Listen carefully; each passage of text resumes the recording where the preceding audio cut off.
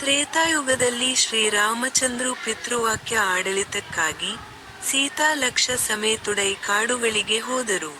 ಆ ಸಮಯದಲ್ಲಿ ಸೀತಾ ಮಹಾ ಸಾಧ್ವಿನಿ ರಾವಣಾಸುರನು ಅಪಹರಿಸಿದನು.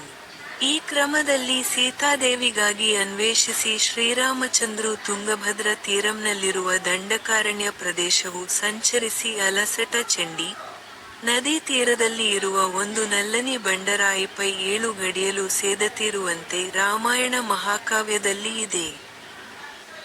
ಶ್ರೀರಾಮುನಿ ಪಾದ ಸ್ಪರ್ಶತೋ ಪುನೀತನಾದ ಈ ಶಿಲನ್ನು ಶ್ರೀ ರಾಘವೇಂದ್ರ ಸ್ವಾಮಿ ತನ್ನ ತಂಡವನಕ್ಕೆ ಬಳಸುತ್ತಿದ್ದ ಮಠವು ಇತಿಹಾಸದಲ್ಲಿದೆ.